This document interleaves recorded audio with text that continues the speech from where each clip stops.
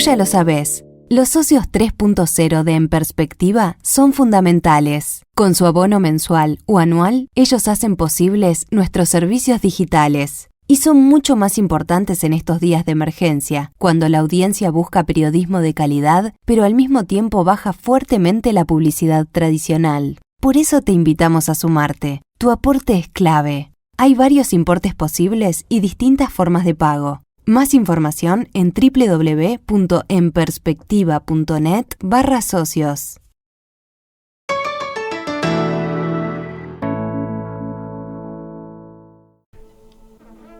Encierro, violencia y un aislamiento adicional debido a la pandemia del nuevo coronavirus. Un combo casi letal para las cárceles uruguayas.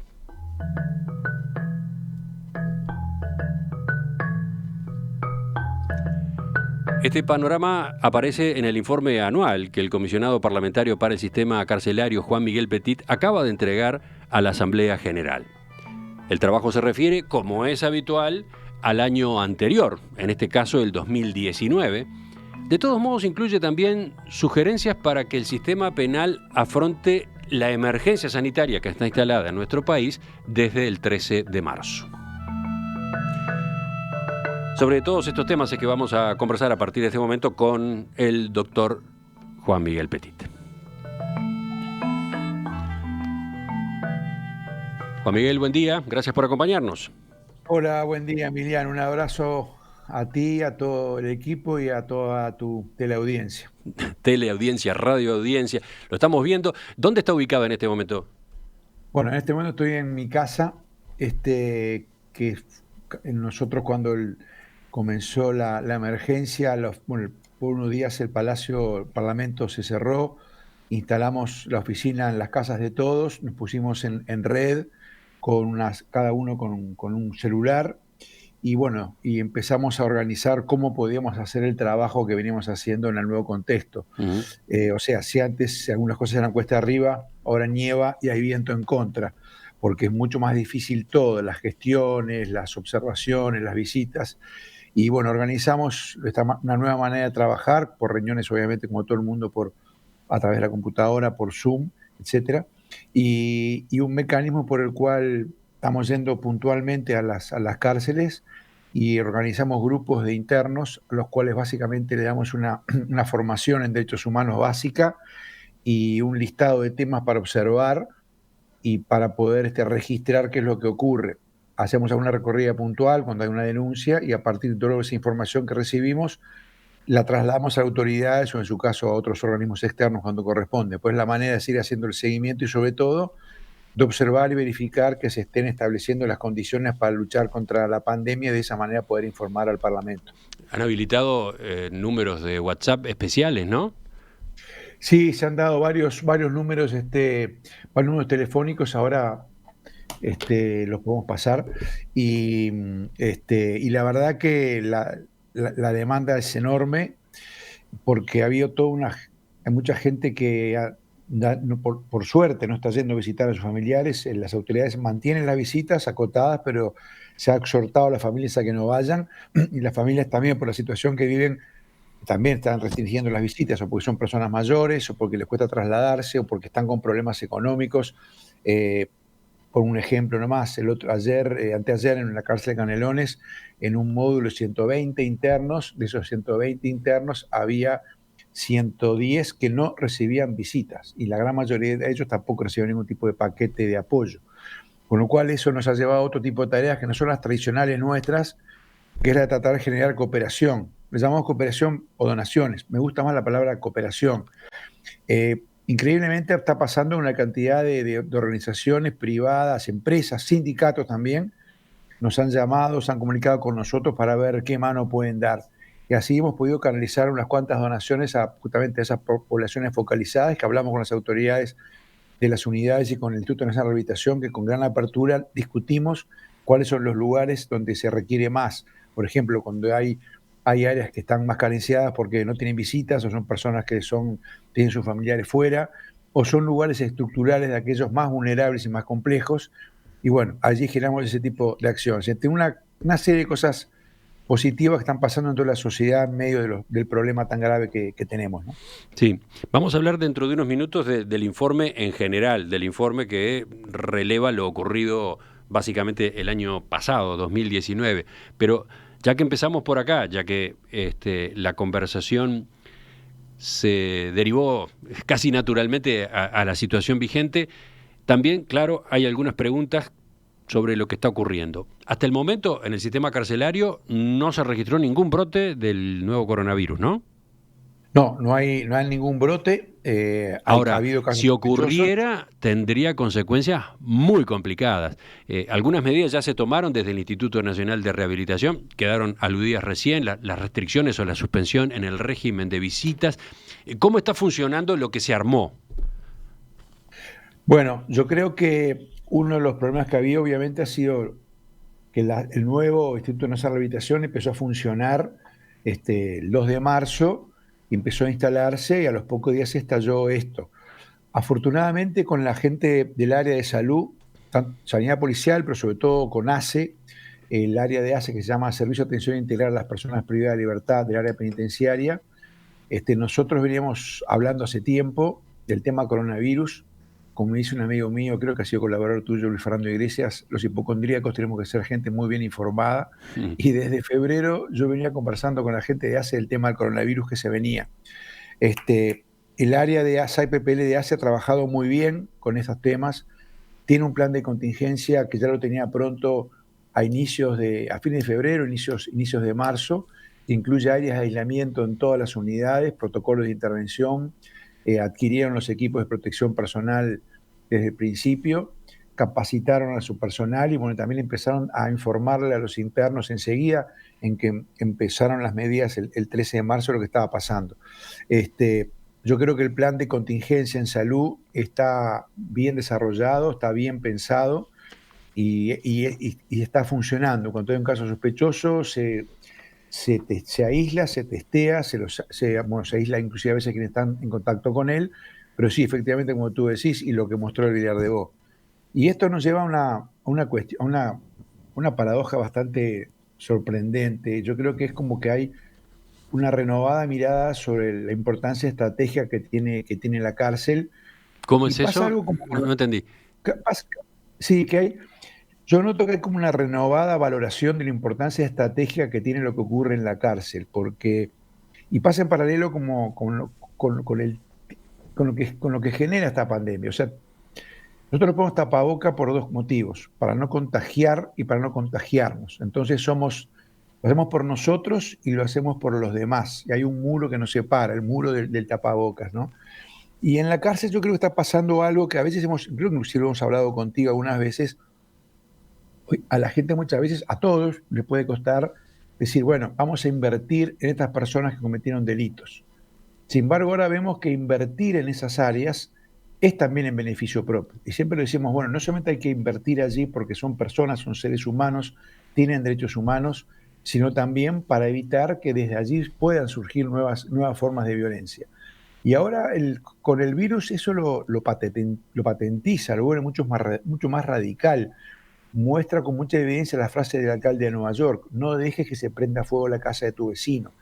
O sea, es el interés de todos que todas las medidas de prevención y protección de la salud se tomen dentro del sistema penitenciario, por las personas que están allí y porque podría ser un vector de transmisión muy fuerte. Sí, veía un comunicado de la Asociación Latinoamericana de Derecho Penal y Criminología, nos lo hizo llegar el doctor Germán Aller, que impacta por su contundencia. Dice: la Asociación Latinoamericana de Derecho Penal y Criminología, ante la emergencia que plantea la pandemia que se extiende por el mundo y llega a nuestra región, formula un urgente pedido a todos sus miembros, o sea, a los especialistas, a los abogados especializados en esta materia, para que en cada uno de sus respectivos países y en la forma que consideren más oportuna, conducente y eficaz, y plantea una serie de puntos. Uno, hagan llegar a sus gobiernos el pedido de medidas de emergencia para reducir con la premura del caso la población penal hasta adecuarla a algo menos que su capacidad normal en cada establecimiento. inviten a reflexionar a la opinión pública acerca de males previos en las prisiones de la región, como superpoblación, control del orden interno por banda de presos, insuficiente alimentación y atención médica. Destaquen ante gobiernos y medios de comunicación que en esta emergencia los males previos se agravan ante el riesgo inminente de infección. Resalten que esa eventualidad generaría pánico en las inestables sociedades carcelarias, con el consiguiente efecto de desórdenes violentos con costo de vida de presos y personal penitenciario. Expliquen que en las prisiones se encuentra un alto porcentaje de personas que no están condenadas, como también que la mayoría de los presos son condenados o imputados por hechos que corresponden a simple delincuencia de sobrevivencia. Y sigue el comunicado, ¿no? Pero me llamó la atención todas estas exhortaciones a los abogados penalistas y criminólogos para que las comuniquen, para que las expandan en cada uno de los países, ¿no? Sí, eso es totalmente así. Ese documento es un documento excelente.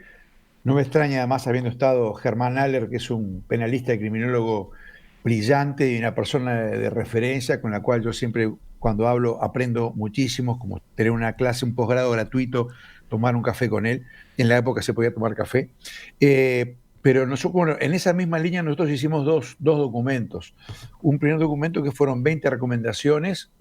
Habíamos ya enviado notas a fines de febrero a Salud ACE, y a inicios de marzo, el 5 de marzo, habíamos mandado ya una nota al Ministerio del Interior justamente en esa misma línea.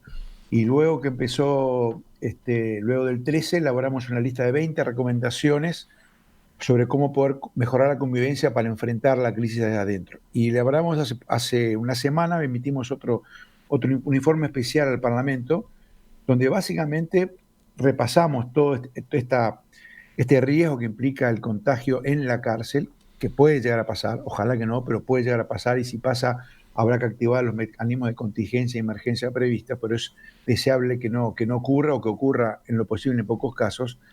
Y para eso apuntábamos un tema que allí estaba mencionado y que refiere también al informe. Uruguay tiene un sistema penitenciario de gigantesca magnitud. 12.000 presos, 320 casi 1.000 habitantes, sigue siendo uno de los sistemas más grandes de América Latina y sigue creciendo. Solamente nos supera Brasil en América del Sur. Tenemos más presos que Argentina, que Ecuador, que Colombia, que Paraguay, que México. Y en esa población, el informe también referimos a eso, hay una cantidad de personas que tienen que rendir cuentas por su delito, porque obviamente cometieron una infracción, pero que muchos de ellos son infracciones que podrían ameritar otro tipo de tratamiento. Hay en el área metropolitana un 38% de personas que están presas por hurto, por lo cual hay una cantidad de personas, es un sistema penitenciario gordo, que tiene una cantidad de personas que podrían estar en otro tipo de rendición de cuentas ciudadana, prisión domiciliaria, prisión por tiempo parcial, tareas comunitarias, medidas alternativas, otro tipo de cuestiones, y que se podrían dedicar los recursos a aquella población que tiene conducta más grave. En esa línea nosotros decimos, bueno, hay una cantidad de personas muy vulnerables que están dentro de la cárcel, mayores de edad, personas enfermas, mujeres embarazadas, mujeres con hijos, personas que están por salir en breve, que salen dentro de 20 días, dentro de un mes o dentro de 2 meses, que la seguridad pública no le va a cambiar si esas personas son liberadas, y que constituye un riesgo que sigan allí. Sí. Por eso hemos recomendado a todos los operadores de justicia proceder a buscar el mecanismo de prisión domiciliarias. Y bueno, y con respecto a la población carcelaria actual, dice este comunicado que yo estaba leyendo: hagan llegar a sus gobiernos el pedido de medidas de emergencia para reducir con la premura del caso la población penal hasta adecuarla a algo menos que la capacidad normal en cada establecimiento. Otro tanto dice la Corte Interamericana de Derechos Humanos: a partir de esta situación se torna necesario reducir los niveles de sobrepoblación y hacinamiento y disponer en forma racional y ordenada medidas alternativas a la privación de libertad. Como usted señalaba, el documento que usted preparó para esta coyuntura trata estos puntos. Ahora, ¿qué ha ocurrido? ¿Qué está pasando en esta materia? Bueno, yo creo que la crisis a todos, y en la cárcel pasa lo mismo, nos obliga a hacer, creo yo, lo que sabíamos que había que hacer, pero no hacíamos. O sea, todos sabemos que nos tenemos que lavar las manos antes de comer, que tenemos que ser cuidadosos si entramos a, no sé, a un lugar masivo y luego agarramos un alimento, nos rascamos la oreja, etcétera, etcétera.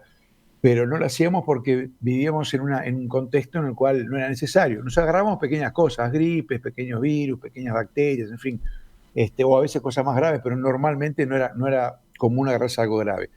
Ahora vemos aquello que estaba allí, pero que no lo veíamos o no lo queríamos ver.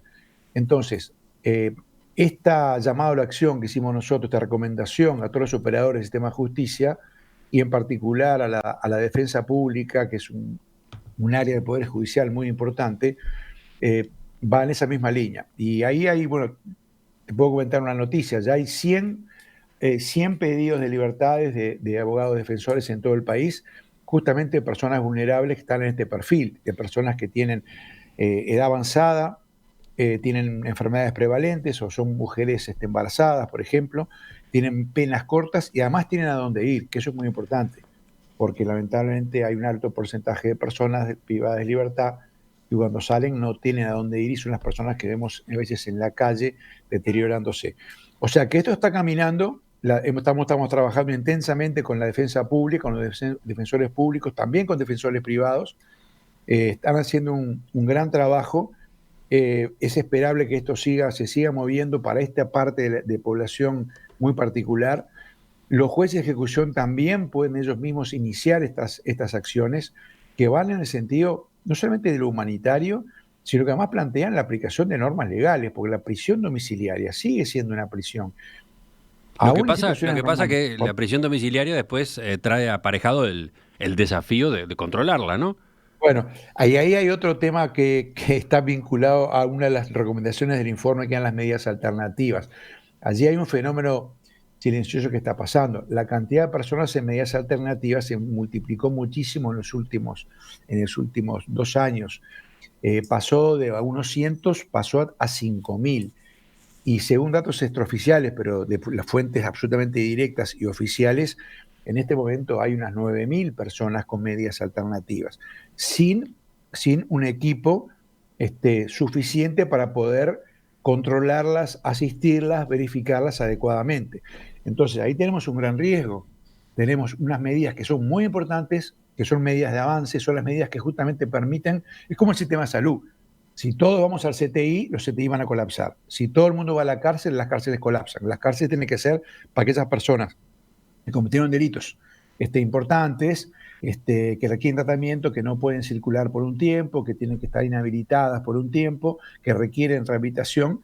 Pero hay un tipo de delitos y hay muchas veces personas que a medida que han evolucionado el sistema pueden pasar a privaciones de libertad más acotadas, como es la domiciliaria, que la privación de libertad domiciliaria, la prisión domiciliaria puede tener medidas electrónicas, tobilleras, control, puede tener verificación policial, diario si se quiere, o semanal, lo que se quiera de la situación. O sea, no es, bueno, váyase para su demanda casa. Recursos. Demanda recursos. Demanda recursos, ya sea técnicos o humanos, ¿no? Exacto, esa es un área a fortalecer. Yo lo viví y me impresionó mucho cuando visité hace 2 años el sistema penitenciario sueco. El sistema penitenciario sueco tiene como 2 grandes brazos: la prisión, la privación de libertad 100% y la privación de libertad parcial, con avenidas que se cruzan, con oficinas de las 2 áreas en la otra, en las cuales se observa quién estando en la cárcel puede pasar una medida alternativa. Y también se observa quién estando en la medida alternativa no la está cumpliendo adecuadamente o se descubren nuevos elementos de su personalidad, de su vida que lo ameritan y vuelve o va a la cárcel. Entonces, claramente hay una cantidad de personas que están privadas de libertad. Hay una sobrepoblación, porque si bien en la administración anterior se logró bajar el hacinamiento en promedio, pero la población penitenciaria sigue creciendo, se sigue multiplicando y ya hemos pasado la ocupación total y hay muchos lugares en los cuales hay hacinamiento. Entonces, pensando que esto recién empieza, que esto puede empeorar, el momento es ahora, porque también se puede decir, bueno, ¿para qué vamos a pensar en medidas alternativas si todavía el COVID no llegó a la cárcel? Pero justamente la ventana de oportunidad es ahora, antes de que entre. Después va a ser bastante más complicado y bastante más tardío. Ya seguimos. Estamos en entrevista con el doctor Juan Miguel Petit, comisionado parlamentario para el sistema carcelario. Vayamos ahora, si le parece bien, Petit, vayamos al informe en sí mismo, al informe que habitualmente usted prepara con lo ocurrido en el año anterior, en este caso el 2019. Hubo que postergar la presentación, ¿no? Era para marzo y se corrió ahora para el mes de abril. ¿Por qué? Bueno, yo en realidad el informe quería presentarlo exactamente ahí en las fronteras del cambio de administración. Nunca había estado en este cargo un cambio de administración y me parecía bueno presentarlo cuando todavía estaba la administración anterior. Pero bueno, allí, entre que se instaló el nuevo parlamento, antes que instalar el nuevo parlamento, también hubo licencias, con lo cual no se pudo presentar. En realidad ya estaba pronto. Y luego, bueno, se asumió la nueva presidenta el primero de marzo y bueno, enseguida ya habíamos fijado una fecha, pues vino todo este tema. Y bueno, en realidad aceleramos a presentarlo, no se puede hacer la presentación tradicional de una conferencia de prensa o hacerlo abierto y entregarlo de mano a legisladores, pero bueno, hay una serie de eventos que estamos pensando que van a ocurrir, inclusive con la Universidad de la República nos ha planteado el interés de hacer una actividad con estos temas, así que bueno, estamos todos adaptándonos. El informe, entre otras cosas, se ocupa de la población carcelaria, de la cantidad de presos, un tema que veníamos abordando recién a propósito de la coyuntura. Dice: tras mucho tiempo se logró que la población penitenciaria alcanzara niveles menores a la capacidad de alojamiento, por lo que el promedio general indica que el hacinamiento se superó. Sin embargo, a partir de 2018 el volumen de población ha retomado el crecimiento y la densidad se encuentra hoy en día al 100%. Esto es plena ocupación de la capacidad del sistema. Esto significa que si la tendencia de crecimiento poblacional se mantiene como todo indica, la sobrepoblación, el hacinamiento volverán en breve a ser un problema medular del sistema penitenciario. Dos palabras sobre esto, porque ya de algún modo lo veníamos tratando recién. ¿Por qué pasa esto? ¿Por qué volvió a aumentar? ¿Por qué de nuevo la tendencia al hacinamiento? Bueno, yo creo que la población sigue aumentando porque de alguna manera la fábrica de infracciones o de delitos lamentablemente sigue funcionando. A veces puede haber más o menos eficacia policial, más o menos rapidez de funcionamiento de los operadores de justicia por los cambios legales, leyes más duras, leyes menos punitivas, más humanistas, pero en realidad el problema sigue subyacente. Es algo que eso también apuntábamos en el informe. Y es una cantidad de población adolescente o infantil a veces que no termina sus ciclos educativos. En segundo lugar, que vive en contextos complejos, en familias y en barrios donde no está fácil acceder a educación, salud, cultura, buena convivencia, etcétera. Y en tercer lugar, un sistema de rehabilitación, un sistema penitenciario que no termina de tener los cánones, los estándares que debería tener. Esos 13 filtros que no funcionan se transforman en generadores de reincidencia y de violencia y la población sigue creciendo. Entonces, Creo que a partir de si no esta se abordan las tres preocupación, cosas es imposible salir de esto. a partir de esta preocupación, ¿cómo entra en el análisis el proyecto de ley de urgente consideración? Porque allí están previstos cambios tanto el Código Penal como el proceso penal que podrían llevar a un incremento mayor de la prisión como instrumento. Sí, bueno, yo el proyecto de ley de urgente consideración, recién en cuanto entre al Parlamento voy a tomar una posición pública. No lo quise hacer antes, me parece que no correspondía, porque era un documento que estaba en forma de borrador, primero en el gobierno electo, después en el gobierno instalado, discutiéndose en los partidos políticos que integraban la coalición, y yo soy un organismo de asesoría al Parlamento y me parecía que no debía expresarme sobre un documento que estaba todavía en proceso. Obviamente, muchas de las leyes anteriores que se han ido haciendo y que terminan teniendo un saldo de aumentar, de restringir algunos mecanismos liberatorios o mecanismos de humanización o de acceso a posibilidades de liberación más temprana, pero sobre todo de mecanismos de rehabilitación, a nosotros obviamente los vamos a estudiar y nos vamos a despedir y voy a tratar de trabajar y de asesorar y en lo posible de lo que no me parece que esté bien poder ayudar a corregirlo, porque va en línea con otro tema que plantea el informe, y es la experiencia que ha habido en Estados Unidos. Estados Unidos ha sido el campeón mundial de presos en el mundo durante décadas.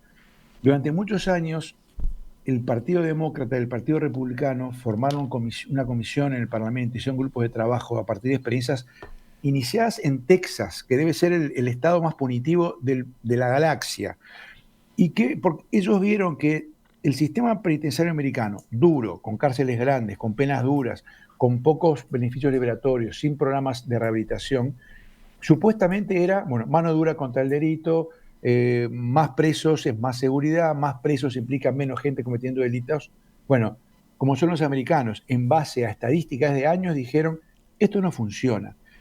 Y finalizando el gobierno de Obama, quedó una ley planteada que la retoma el Congreso y el gobierno de Trump, y es aprobada, quizá de las pocas cosas que en los últimos años demócratas y republicanos se pusieron de acuerdo, y era que la macrocefalia, la enorme magnitud del sistema penal, lo que llevaba era tener un sistema penal ineficiente, infinanciable. Y un sistema gigantesco, infinanciable, lleva a un mal sistema. Y un mal sistema lleva a reincidencia, y la reincidencia lleva a que se pierdan vidas en las calles. Por lo tanto, Estados Unidos, el campeón mundial de presos de hace 3 años, viene bajando su población penitenciaria a partir de nuevas leyes, penas más racionales, mantener, por ejemplo, crear, innovar en los principios de redención de pena que Uruguay ya tiene, que no, yo creo que no deberían tocarse, estudiar la presencia de salud mental, las cortes de drogas, o sea, cortes para juzgados y juicios para personas que cometen delitos, pero porque son consumidores, porque son adictos, porque cometen delitos para drogarse o se drogan para cometer delitos, en fin. Una serie de medidas que van en el sentido de volver más racional el sistema penitenciario y volverlo más eficiente para lo que debe ser. Bajar la violencia, bajar el delito. Yo creo que es un ejemplo que hay que tener en cuenta y a la hora de legislar tener presente eso. Seguir engordando el sistema penitenciario, seguir agrandando el sistema nos va a llevar a tener más delitos. Hay que creo que hay que analizar todo esto, buscar acuerdos, buscar consensos, trabajar en base a datos, trabajar en base a las mejores experiencias y bueno, daremos nuestro aporte en el Parlamento con todo entusiasmo y con mucho gusto para colaborar. Otro tema importante que aparece en el informe y que no es nuevo, ha estado en los de años anteriores, es la preocupación por la oferta educativa, que sigue siendo limitada para los presos. ¿En qué medida usted ha dialogado con las nuevas autoridades sobre este punto? ¿Qué posibilidad hay de que haya cambios? Bueno, yo he tenido contactos con prácticamente todos los ministros del área vinculada a la cárcel, cosa que hice ya en el 2015, cuando yo asumí en el 2015 y luego también a lo largo del mandato que tengo. Me reuní con el CODICEN, llevé mis primeros informes al presidente del CODICEN, creo que tuve por lo menos 2 o 3 reuniones con él. Me reuní con el MIDES planteándole una recomendación, una vieja recomendación que está en todos los informes, y lo hemos hablado, y es que el MIDES estuviera presente en el sistema carcelario. Me reuní con la ministra, me reuní luego con la subsecretaria, hablé con las autoridades de la salud, hablé con las autoridades de ACE, o sea, esa recorrida la voy a hacer de nuevo ahora. La pude hacer informalmente antes del coronavirus, en algún evento, en algún encuentro en el Parlamento. He hablado con el ministro de Trabajo, he hablado con el presidente del CODICEN, he hablado con el Ministerio, con el ministro de Desarrollo Social, con otros jerarcas también de esa cartera. No he hablado con las autoridades de ACE porque son nuevas, pero venía hablando, yo me reuní muchas veces con ACE, inclusive cuando cambió el directorio de ACE y se instaló el doctor Carámbula y Marlene Sica. Realmente tuvimos una relación muy fluida, fue muy productivo. A partir de ese cambio en la administración de ACE realmente se lograron cosas muy importantes y se encaminaron una cantidad de temas. Bueno, por eso ha habido cambios. No es que el sistema penitenciario esté congelado, ha habido cambios, ha habido mejoras, pero algunos de los déficits se mantienen. Y en particular, con respecto a educación, usted dice en el informe, durante 2019 el CODICEN no aumentó la oferta educativa dentro de las cárceles, no renovó sus programas, ni implementó nuevos programas o acciones especiales. y hace notar que existe un 20% de personas privadas de libertad, 20% que no pueden leer, escribir o hacer cálculos con fluidez, lo que compromete su acceso a un trabajo y dificulta toda su vida social. La formación secundaria no tiene contenidos adecuados a la población destinataria y es muy poca, muy escasa la enseñanza de oficios. Bueno, y después sigue, ¿no? Sí, como tú decías, Emiliano, sin duda que el sistema carcelario está congelado. Se vinieron haciendo una cantidad de cosas. La conclusión 1 del informe señala la reforma penitenciaria iniciada en 2010 ha dejado un saldo positivo, inició una transformación de un modelo que era custodial y que no priorizaba lo socioeducativo, lo empezó a transformar y empezó un viraje y un cambio que hay que destacarlo y hay que resaltarlo, más allá de todos los elementos pendientes. Y en el informe, inclusive a veces, bueno, yo recibo críticas por babor y por estribor. Algunos que me dicen, bueno, no puede ser tan duro con lo que había, me decían antes. Otros me decían, bueno, ¿por qué señalás tantas cosas buenas y en realidad hay cosas que están muy mal? Bueno, uno trata de encontrar la línea de navegación y ser equilibrado y ser también modesto en el sentido que observar la realidad es una cosa, intentar cambiarla y transformarla e innovar es mucho más difícil. Pero sí, efectivamente en la educación hay un debe grande, por más que se mejoró. Hasta hace algunos años, los informes del doctor Garcés, quien estuvo en este cargo antes, él pedía que hubiera maestros. Ahora, por suerte, por lo menos hay presencia de educación primaria en todas las unidades. El área de educación de adultos en el CODICEN ha logrado eso. Hay secundaria en la mayor parte de las cárceles y hay una presencia de estudiantes terciarios.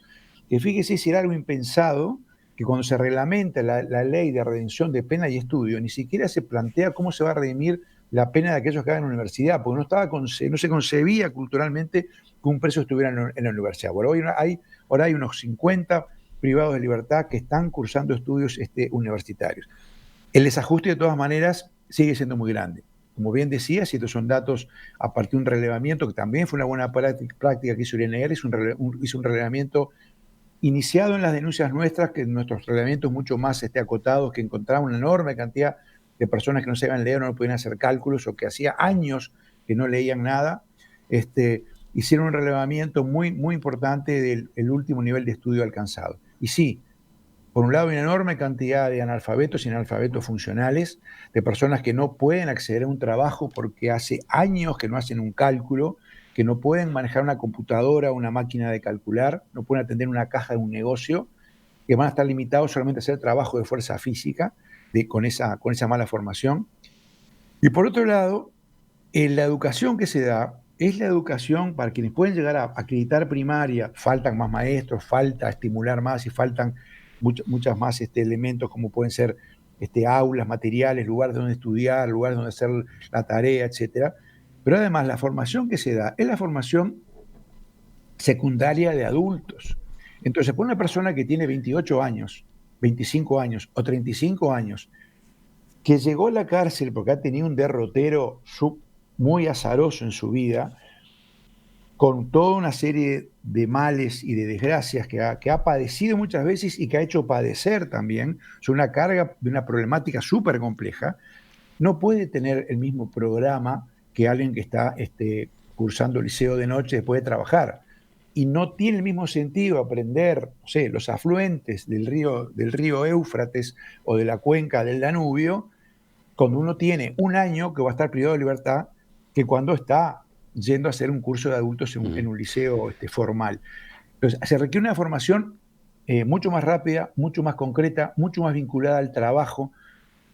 Quizás lo mismo que ocurre afuera, lo mismo que pasa en muchos sectores de nuestra sociedad, pero acá en la cárcel se ha multiplicado por 10. Tiene que ser otro tipo de formación. Y ese programa no existe todavía y es una de las necesidades urgentes que existen. Y hablando de necesidades, para cerrar este bloque, otro punto que es constante, que aparece siempre en los informes anuales, es el de las escasas posibilidades de acceso a trabajo, actividad laboral.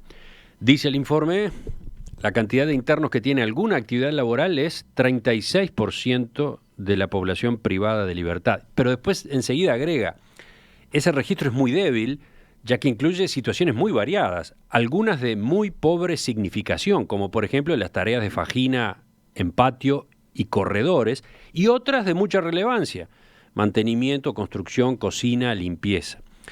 Si bien la mayoría se trata de trabajos de poca calidad, es destacable que la cantidad de personas que realizan actividades laborales ha aumentado en los últimos años, aunque todavía sea insuficiente.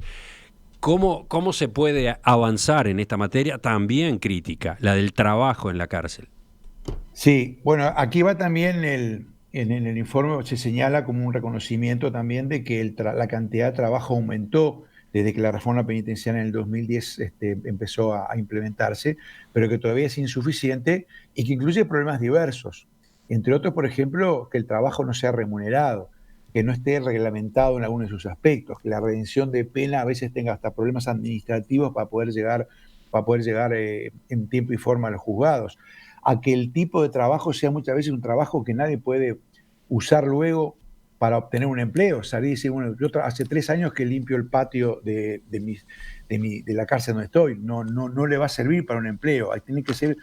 Y después el otro problema es que muchas veces hay trabajos que son importantes, que son formativos, por ejemplo, gente que está trabajando en la cocina, a gente que punto está durante 2 años haciendo comida para 300 personas. Bueno, esa persona aprendió a hacer una cantidad de tareas de todo tipo para cocinar y que tienen que ser certificadas.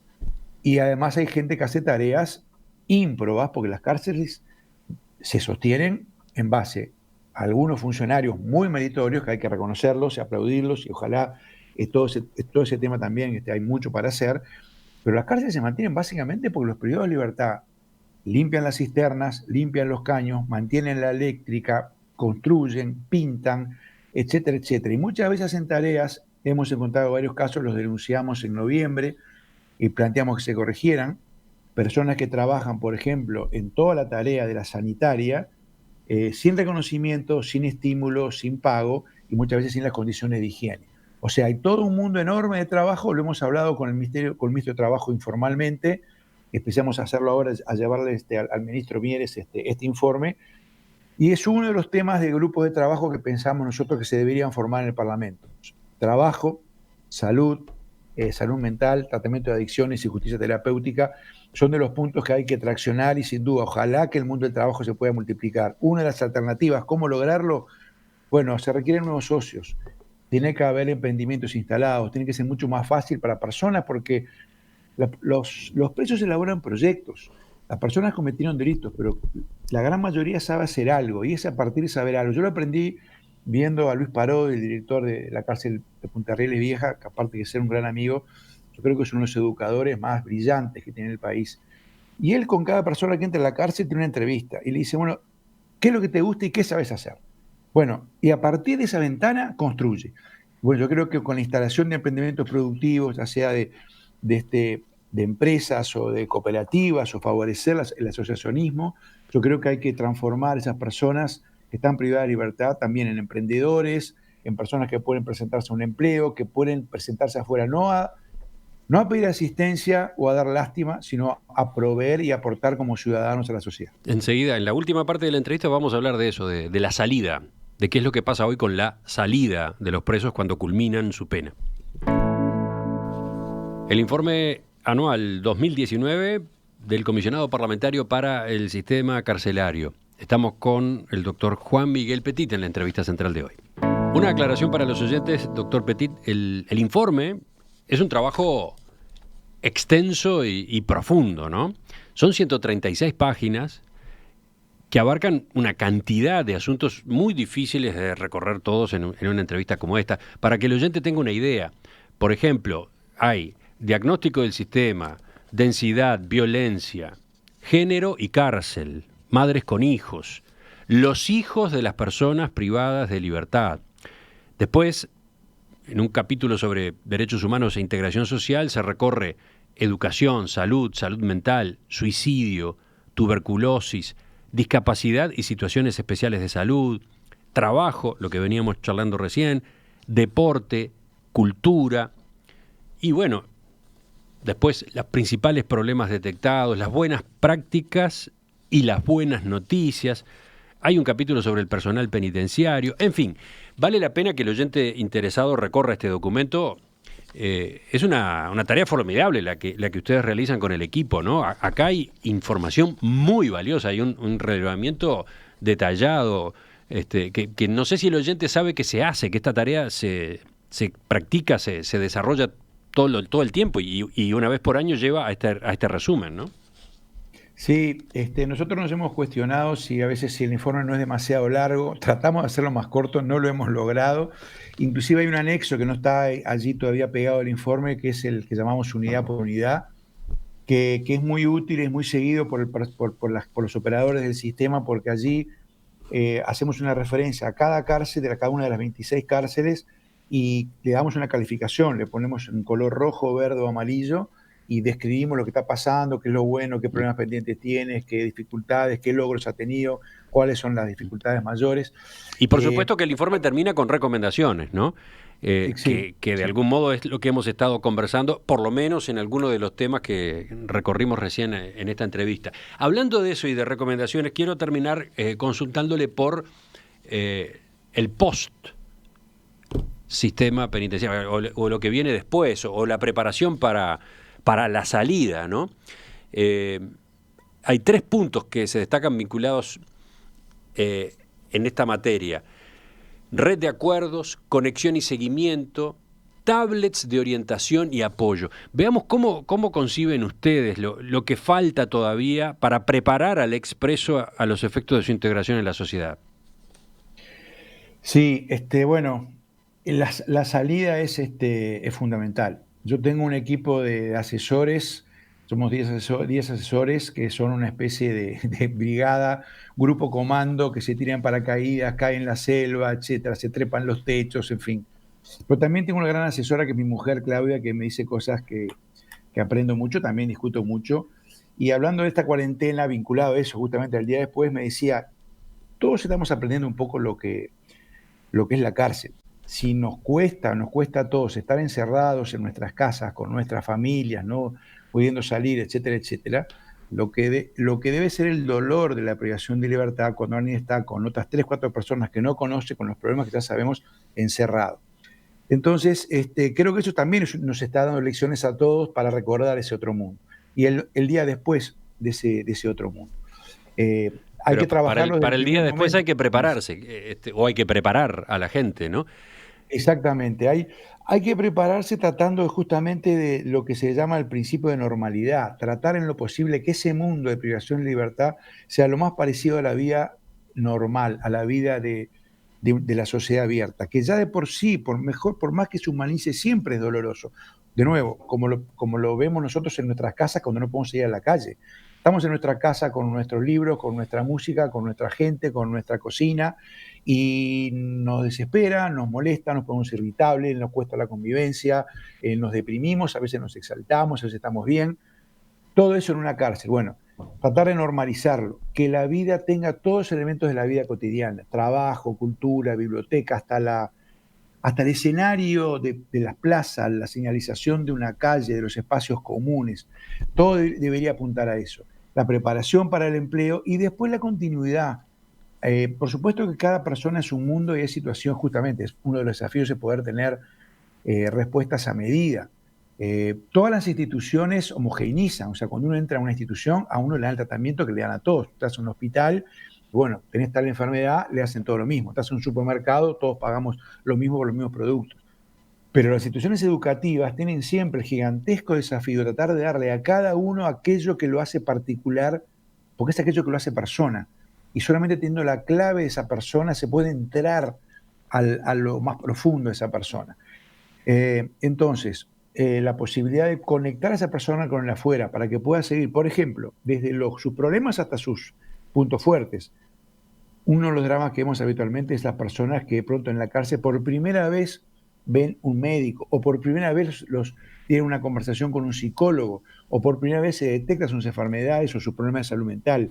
Y cuando salgan a la calle puedan continuar esa medicación, puedan conectarse con la red de salud de donde va a vivir. Claro, muchas veces sale de la cárcel y nosotros los vemos cuando vamos, sobre todo a los grandes penales, sobre todo al CONCAR, en el cual se libera mucha gente todas las semanas, y los vemos, yo los veo cuando salen del portón, salen del portón, salen caminando, sin nada, porque dejan todas las cosas a los demás internos, y bueno, se pierden en la sociedad y no van a ir a conectarse al centro de salud. Desde eso hasta personas que uno ve que tienen, por ejemplo, enormes capacidades para el deporte, para el arte, para la creatividad, para determinado oficio, poder engancharse con el mundo de afuera.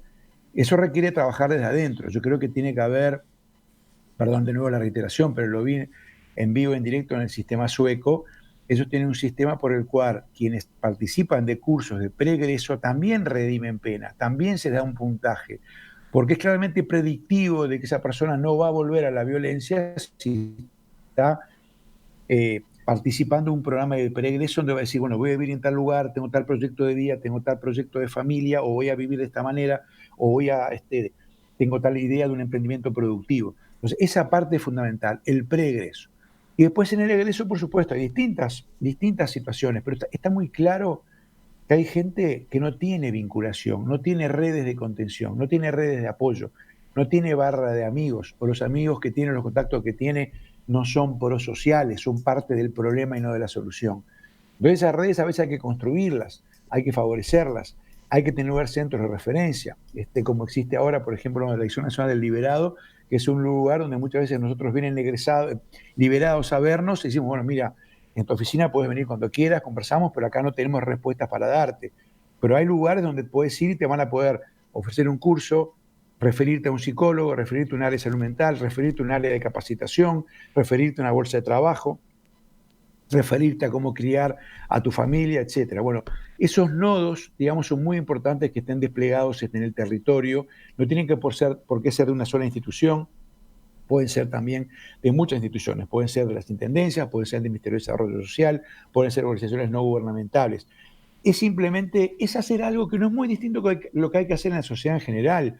Cuando uno ve todo el tejido social que tiene problemas, pero en general, aún en cualquier barrio de nuestro país, lo que hacemos es humanizar, es inyectar educación, salud, cultura, en cada caso con determinadas características. En estas realidades se requiere una inyección intensiva, especializada y focalizada.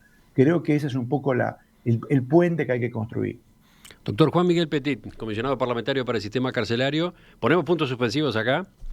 El informe queda disponible para nuestros oyentes en el sitio web de En Perspectiva y Radio Mundo.